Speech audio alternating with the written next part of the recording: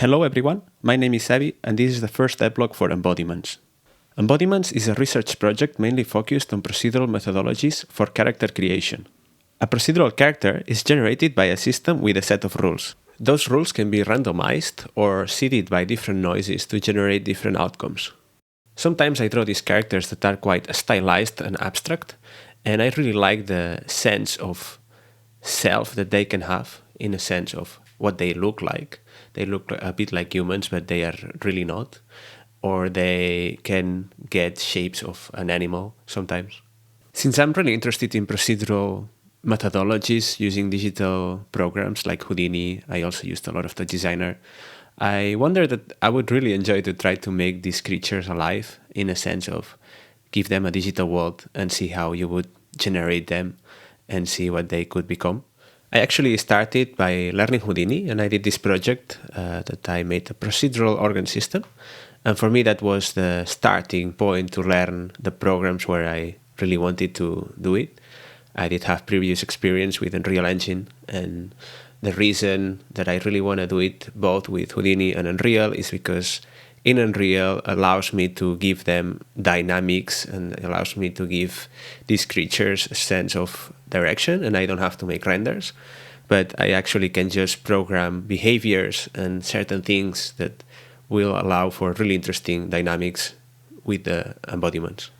An embodiment will be generated by modules. In this case, the easiest way to understand it is to start with a body. To generate those modules, I use Houdini. Right now you can see this object that is basically going to be a body module.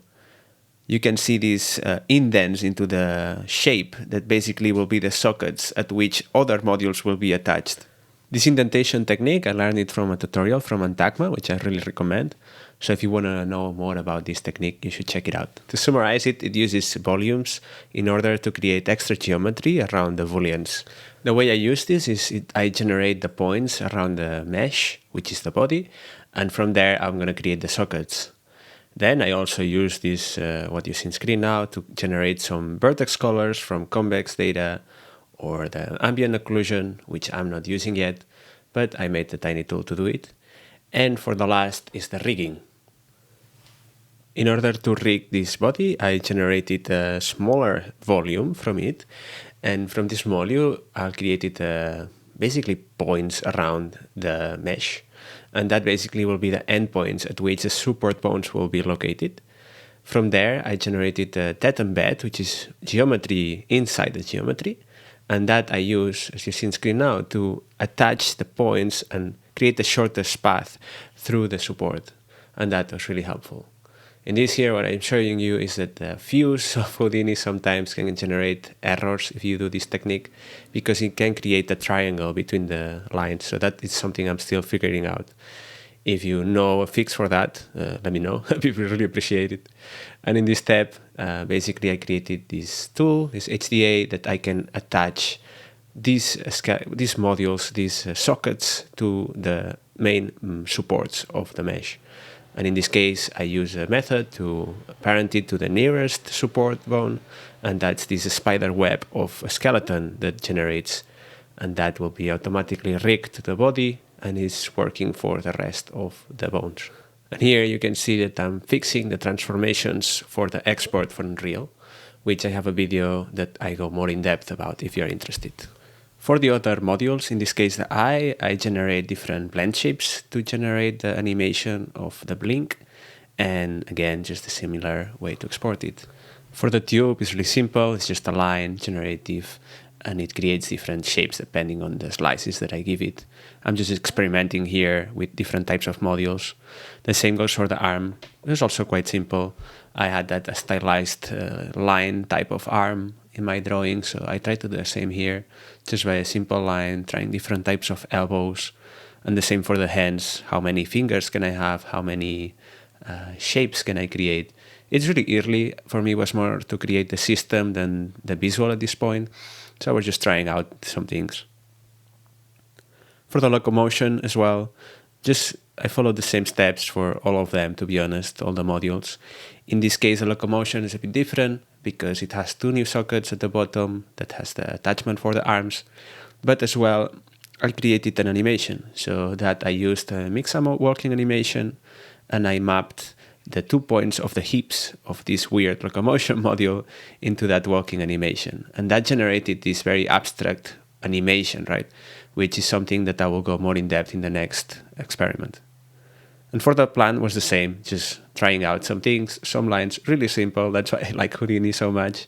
You can start really simple and then experiment with shapes and noises and so many things that I really like the way and the workflow that you can create using Houdini. And in this case, the plant, I also animated it using Vellum. And this is a technique I've been experimenting quite a lot, which is using Vellum to animate an actual skeleton for an FBX, which is a bit tricky, but it sort of works for small things. And this is a bit the result of this plant.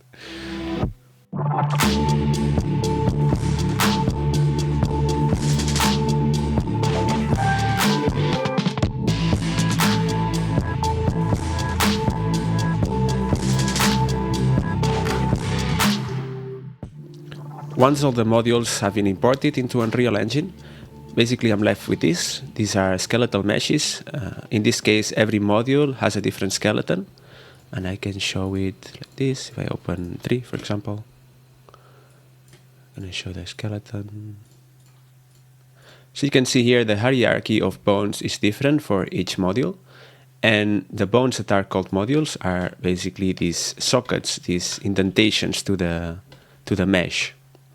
And this is what I create in Houdini, and this is what gets imported into Unreal. And these bone modules, the named modules, is what I'm going to use to spawn and attach other modules. So let's see how I can do that. To create new modules, I created a blueprint parent class called modules. So I'm going to create a showcase now, and I'm going to create a new blueprint that's going to inherit from that module. And I'm going to select this one, and I'm going to name it module body showcase.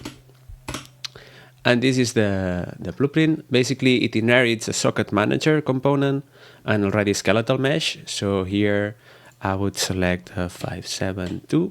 This number is the seed at which the latest body module batch I created. So they are named correctly. So I'm going to select one, and now they spawn here. And now, if I would like to spawn a set of modules, I have to select the sockets. So to do that, I created this socket manager, as I said, and I made a function called setSockets. And what that's going to do is that it's going to filter the bone names by a prefix. So as we saw, my prefix name is called module. And to remind that, I'm going to go to this skeletal mesh and show that indeed every single module is prefixed by the name module. And then I'm going to get it again, the socket manager, I'm going to spawn a module. And what that's going to do is that all the sockets that we created at this point, we're going to spawn a specific module. In this case, I'm going to spawn the eye. And I would like to put this one here so you can see a bit better. So now when I compile, indeed, all the eye module is spawned into these body sockets. This socket manager is really flexible. So for example, if I'm going to select the older version from my module of the body, which I think was like a seed of 481. So I'm just going to select one. You see that now there is no eye modules spawned. And the reason for that, if I'm going to open this older mesh, we see now that the sockets that I named in Houdini are named different, and they don't start with the name module. In this case, I had 2 different types because I was experimenting with different versions. And I have one's called arms and one called eyes. So in this case, if I would like this to spawn, I can just rename the prefix at which we will look for sockets. And if I compile, you see that now, indeed, they spawn at the places with eyes. And if I would do it opposite to arm, then they would spawn into the tiny ones. But you can see that the transforms of this older version is just a bit messed. So I'm just going to leave it at eyes. And that's the socket manager. Lastly, I would like to give an overview of how far I got with my own modules. And I think it will make it clear where it can go as well. And how am I going to tackle animations at the end. In this example, I have a body, as I said, so this is the same with it, where I can have, in this case, eyes. So I have this specific set, but in this one I also have arms. So if I look at the module as well, which is now not wanting to do. Where are you? Here. The reason it's not going is because when I press a key, it's shooting a ray to detect the module, but it was detecting the arm. And in this case, the arm doesn't have any socket, so there was not anything to show. But in this case, I can show this idea of how this can show me if there is a socket spawn with a green value, or if it's white, which means it is not spawned. And the direction helps me, because if the eyes are spawned and I have it inside, sometimes you don't see it. So this is just a nice way to check. Further, I have more modules. In this case are these arms. These are basically tests that I was doing with different fingers and using the same system as I showed in Houdini, where I can just weight different seeds and create a lot of variations. These are some really strange tubes, all connected with the different bones and skeletons. And this is a swain. And in this case, I made a plant as well, where it just can fall. And hopefully I will animate it with some wind as well. And I would like to show here as well the idea of having a module within modules that can be attached into another module. In this case, as we saw, the plant can have a specific attachments. In this case, are eyes. This plant has a wind animation in this case and is being spawned with eyes on top. But the plant itself is also a module, which means that if we try to spawn it somewhere else, in this one, for example, I can spawn specific plants within a body. And that creates this idea of iteration and kind of having a lot of variation with a simple set of rules where there is modules that exist in the world and that they can attach into sockets that allow it. And in this case, this is the same idea of the body, but I created, as I showed, different types, and they all follow the same rules as the modules that we ask them to have. So in this case, you can have a lot of different variations with this one, and different types of body as well. And this is as far as I got. This is at the beginning of the research of how to animate these modules, which can start to become a little bit complex, if I'm honest. But I would like to show this first sketch of attaching a body to a walking module. And in this case, the walking module is using two arms, the ones the same that you saw, and it has a little bit of animation. And it has a point here where you see my mouse, and that point is a connector point, and that's where the body is attached. I would like to show how it attaches by using the directions that I showed earlier. And this blue, let me take out the state and put it like this. Basically, this blue vector, this line, it's basically showing the direction of the socket. And what I can do is to attach the body to the locomotion module using that direction. And that basically what it usually does is that creates the body and rotates it in a way that doesn't intersect with a lot of things. So I'm going to show it here. So if I choose a new socket, it always ends up having the perpendicular direction to this vector or to the locomotion. So what that creates this effect that the body is always attached to it without really knowing what direction I should use. But as you can see in this example, it works quite well because it doesn't attach into the locomotion module in a way that it intersects too much. It's still not perfect, you can see it here, but overall I'm really happy how it looks. And in this case you can see that it does look a bit like an interesting shape, that's for sure.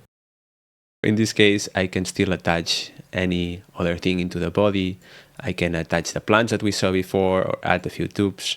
And it does become really interesting really fast, I think, because one module can have n variations depending on the n amount of sockets that it has.